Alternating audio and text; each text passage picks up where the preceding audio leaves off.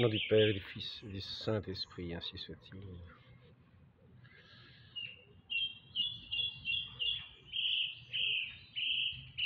Pénétrons jusqu'au fond du temple, entrons dans ce cœur merveilleux, afin d'aimer à son exemple. Voyons ces excès amoureux, les excès amoureux du cœur de Jésus. Nous sommes le 7 juin, c'est cette fête du Sacré-Cœur de notre Seigneur qui a été transpercé par la lance.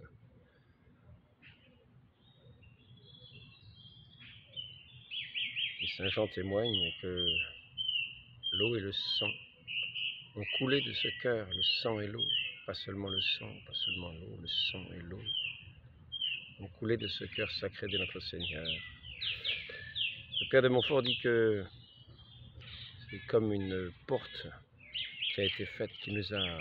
Enfin la fournaise est ouverte, enfin ce grand cœur est ouvert, enfin la cause est découverte. Pourquoi Jésus a tant souffert?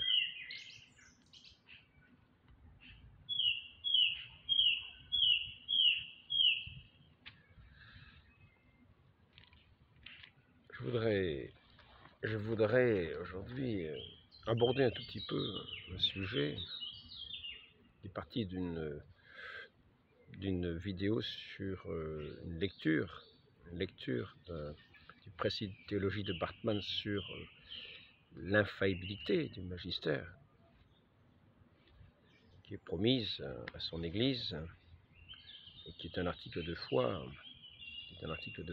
enseigné, qui est un article de foi aussi qui nous est demandé d'être professé dans le serment anti-moderniste, c'est-à-dire que cette vérité sera toujours présente dans ce corps des évêques qui ont la succession apostolique. La vérité sera toujours qui a été connue. Voilà. Donc dans ce corps des évêques qui ne défailleront pas, dans la foi, comme ça, dans leur ensemble, qu'il n'y aura plus d'église. Donc il y a cette infaillibilité. Et une personne a mis en commentaire, que pour qu'il y ait infaillibilité, il faudrait que l'esprit humain, en quelque sorte, soit à la hauteur de l'omniscience de Dieu. Cette omnipotence de Dieu,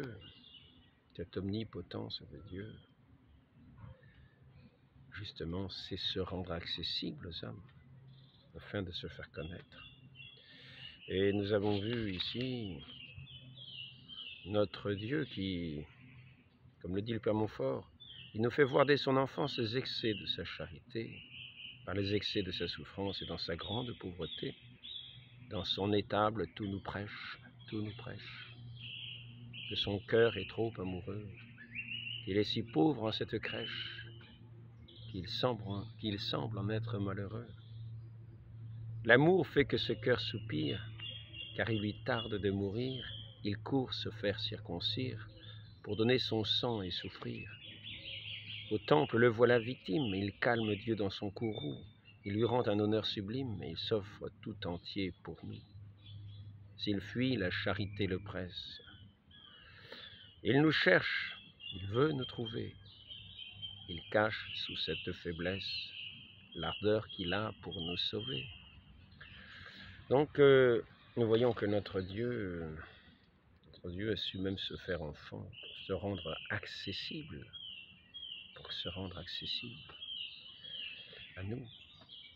Il est venu dans notre monde, dans la faiblesse humaine. Il est venu, lui qui est le créateur de tout cet univers et qui nous a créés à son image, qui nous a fait aussi avec des yeux, un nez, des yeux, une bouche, des oreilles.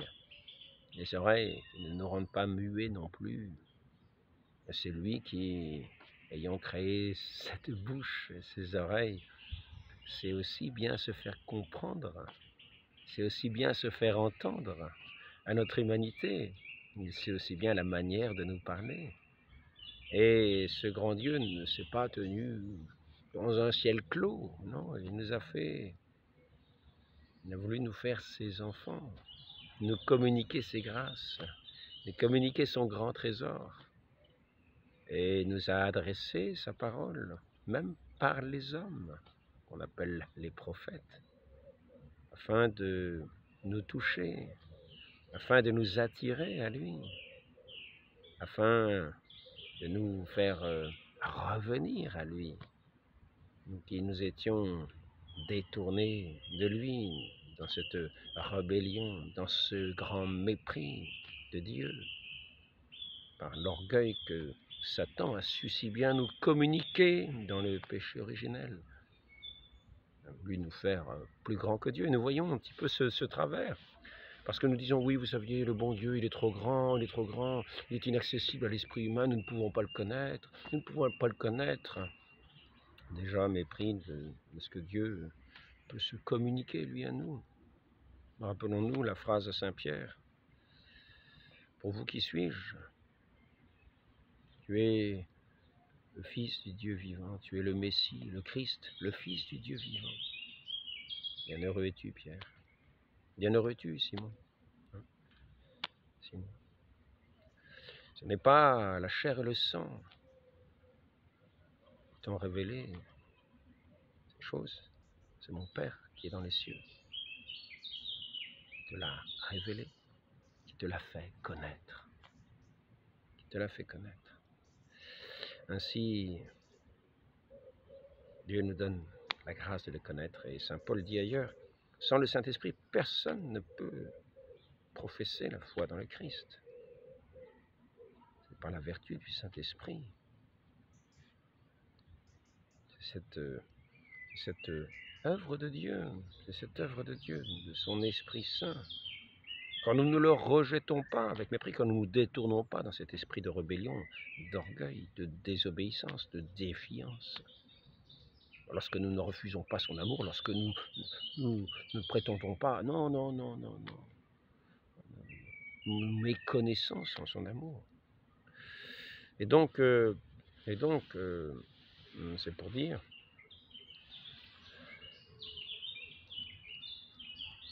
notre Dieu qui nous a créés à son image, nous a créés capables de le connaître. Il nous a donné justement cette capacité de le connaître par sa grâce. Et il nous a donné aussi cette capacité de devenir enfant de Dieu, d'entrer dans cette vie éternelle par la connaissance que nous pouvons avoir de lui lorsqu'il vient se révéler à nous, lorsqu'il vient frapper à notre porte et que nous ne laissons pas la porte fermée, lorsque nous nous ouvrons à son amour immense qu'il est venu révéler sur cette croix, lorsqu'il nous a donné sa vie pour que nous vivions de sa vie, de cet amour dont ce cœur déborde.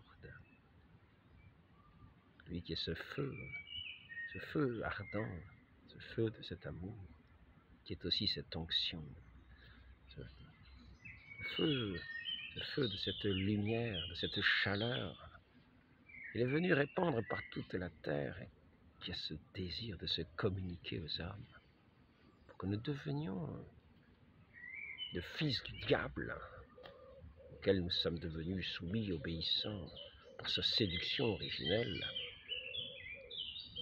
Il a voulu nous détourner de cet esclavage de Satan, de cette méconnaissance de l'amour, de ce royaume de la mort et des ténèbres et de la haine, du mépris, pour nous en faire entrer, pour nous faire entrer par sa bouche si suave, par sa parole si suave, par son parfum qui se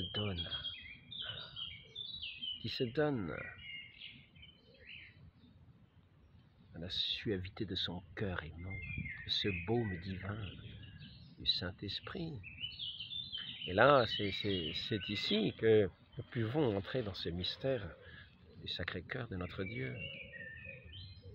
Non seulement notre Dieu peut se donner à connaître la manière humaine, tel qu'il nous a créés pour le connaître de manière humaine. Nous le verrons avec nos yeux de chair, est-il dit, mais nos yeux de cette chair ressuscitée, glorifiée, de ces yeux qui auront banni toute impureté, dans laquelle il n'y aura aucune petite imperfection, afin que nous le voyions dans sa pureté, dans la gloire.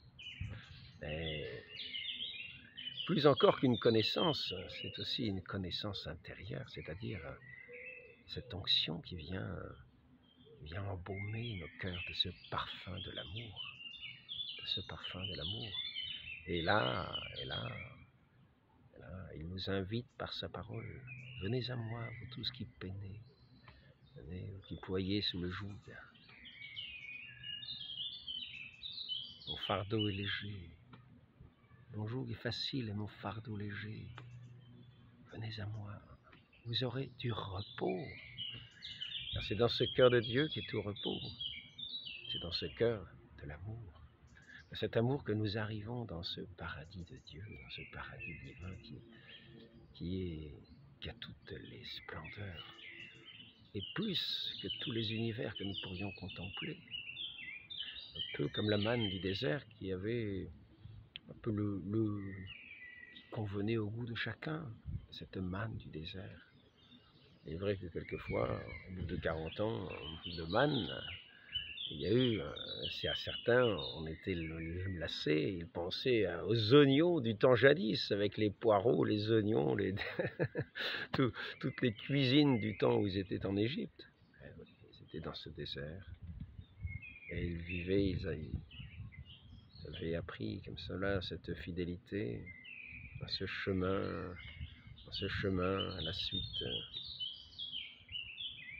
à la suite de leur Dieu qui les conduisait sur cette terre promise, qui était cette terre de lait et de miel.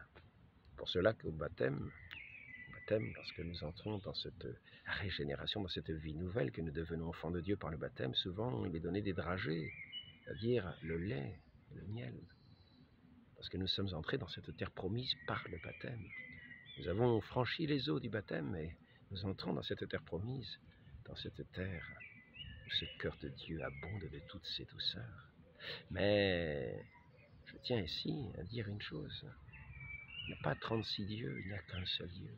Il n'y a pas 36 amours, il y a l'amour de Dieu. L'amour de Dieu. Ce cœur de Dieu vient rendre nos cœurs semblables aux siens. Ce cœur de Dieu vient rendre nos cœurs semblables aux siens. Vient nous unir à lui dans son amour. Lui qui s'est livré sur la croix pour nous, il est venu nous unir à lui dans son don. Il nous a donné sa vie. Et il est venu pour que nous aimions de son amour. Ainsi nous sommes un avec ce Dieu qui s'est fait homme. Et nous sommes un aussi avec celui qui a envoyé ce Dieu qui s'est fait homme. Nous sommes un avec le Fils unique, mais nous sommes un aussi avec le Père éternel, qui est un avec son Père. Nous sommes les sarments sur cette vigne sainte, le Fils unique, nous sommes son corps, et nous sommes un. Nous sommes un, tout ce vivant de ce cœur de notre Dieu, tout ce battant au ce cœur de notre Seigneur du Christ.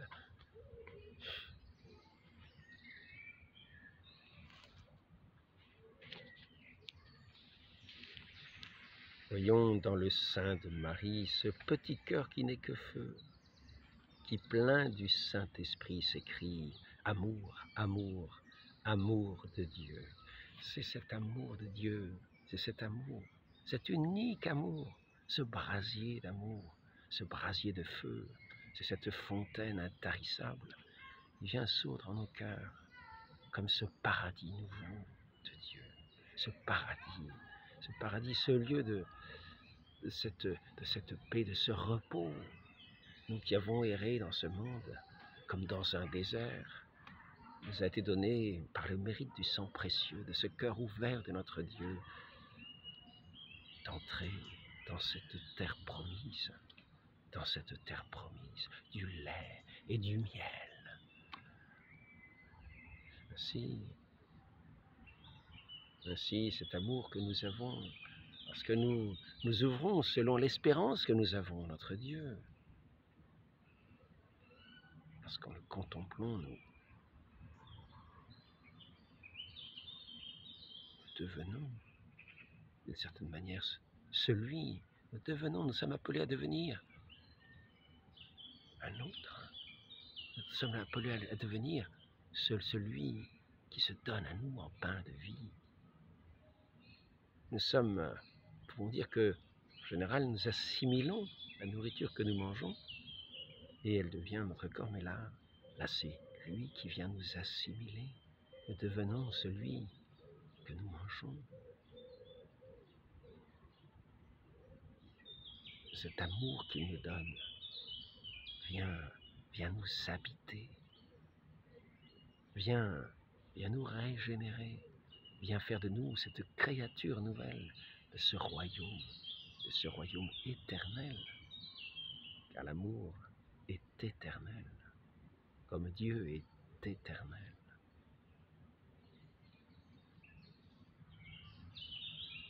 Ainsi, lorsque nous disons que ce Dieu nous est bien étranger, et que, par conséquent, l'Église ne peut pas avoir d'infaillibilité, nous ne sommes pas étrangers. L'Église est l'épouse du Christ, l'épouse de cette épouse, de ces deux qui ne font qu'un. L'époux et l'épouse se donnent l'un à l'autre et ne font plus qu'une seule chair. Ils battent tous deux d'un même cœur. Et nous sommes unis au Christ et nous battons à ce cœur du Christ. Pour autant que nous ne le rejetions pas, pour autant que nous ne nous contentions pas simplement d'apparence et de mots, comme il est dit par ces papes. Il ne s'agit pas si simplement d'un matériel de mots par lesquels nous voudrions imposer, non, cela n'est pas ça.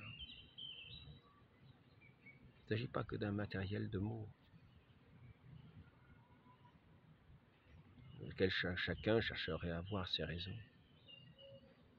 Notre Dieu, le Verbe éternel, se donne à nous pour autant que nous ne nous contentions pas simplement d'un matériel de mots, que nous soyons bien dociles à sa parole, bien dociles à cet ordre divin qu'il a établi dans ce royaume dans lequel il nous fait entrer. Lui qui en est le chef, il nous a lavés dans les eaux saintes du baptême pour entrer dans cette tenue blanche du baptême, dans ce royaume de la vie. Nous qui avons quitté les séductions de ce royaume de mort, qui était loin de cet amour de Dieu, qui ne connaissait pas l'amour de Dieu, qui l'avait jeté dans le mépris pour tirer gloire de lui-même qui n'était qu'un pur néant. Ainsi, nous sommes une création nouvelle, comme tirée de ce néant du péché. Certains resteront dans ce néant éternel du péché, de ce rejet de l'amour, de ce rejet de la vie, dans une amertume continuelle, dans un regret continuel, d'avoir rejeté éternellement celui qui est l'amour. Et il n'y en a pas d'autre. Il est l'amour. Il n'y a qu'un cœur de Dieu. Et il nous donne d'être ses enfants, en nous faisant entrer dans ce cœur divin, lui qui a ouvert son cœur sur la croix, et nous fait entrer dans son royaume, comme dans son cœur, par cette ouverture sainte et sacrée. Il vient nous abreuver de cette eau sainte, de cette grâce divine, de cette eau vive, de cette eau qui est comme ce fleuve du jardin, du paradis. Et tout ce que cette eau touche reprend vie et guérit. Ainsi bien loin d'être des étrangers à notre Dieu, qui ne se communiquerait pas à nous, notre Dieu nous donne même son cœur. Non seulement il donne la vue, les oreilles, la langue, mais il nous donne son cœur. Il nous donne son cœur. Et nous ne faisons qu'un. Et ce que nous disons, nous le disons du cœur, du fond du cœur.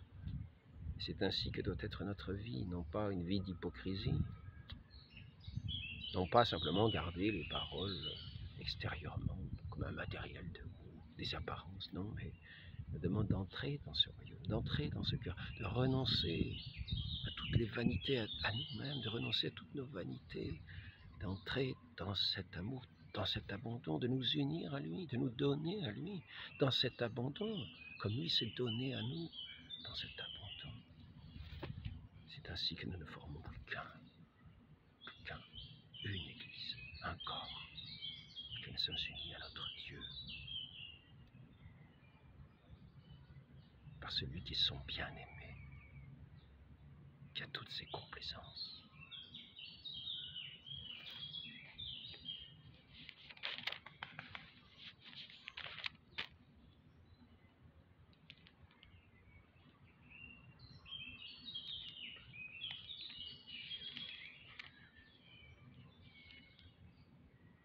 En le perçant, dit le Père de Montfort, on le soulage, car le feu dévorant ce cœur, la lance, lui fait un passage pour se rendre au cœur du pécheur. C'est par cette bouche sanglante qu'il dit depuis 1700 ans. Le Père de Montfort est mort en, je crois, 1716. C'est par cette bouche qu'il dit depuis 1700 ans, d'une voix mourante et vivante, des mots qu'à peine je comprends. Mais entrons dans ce cœur de Dieu et nous comprendrons ses paroles. Et nous nous en émerveillerons éternellement. Son don, ce don de Dieu, de cet amour éternel est sans repentance, et cette union est sans défaillance, sans rupture. Demandons à notre très sainte mère, la mère de ce Sacré-Cœur, qui nous a donné son Fils,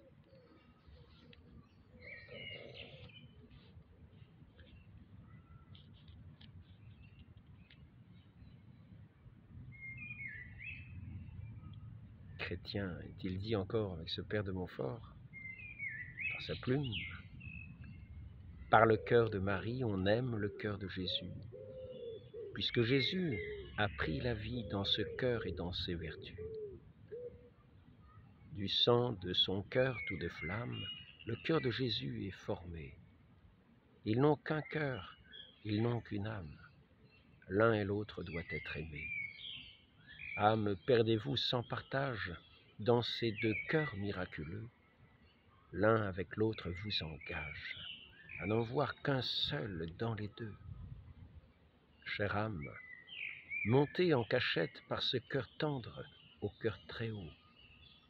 Vous deviendrez bientôt parfaite en aimant ce cœur comme il faut. Dieu seul. Demandons cette grâce à la très sainte Vierge Marie, notre Mère, et de Mère de ce cœur sacré, de notre Seigneur Jésus-Christ, ô Marie conçue sans péché, Notre-Dame du Sacré-Cœur, priez pour nous. Que nous demeurions perpétuellement unis à ce cœur de votre Fils, à ce divin cœur, dans ce corps, nous qui sommes de ce corps, de son épouse, cette Église sainte, qu'il aime, et qu'il veut sans tache, ni ride, ni défaut, dans la pureté de l'amour, dans la vérité. Ainsi soit-il. Au nom du Père et du Fils et du Saint-Esprit, ainsi soit-il.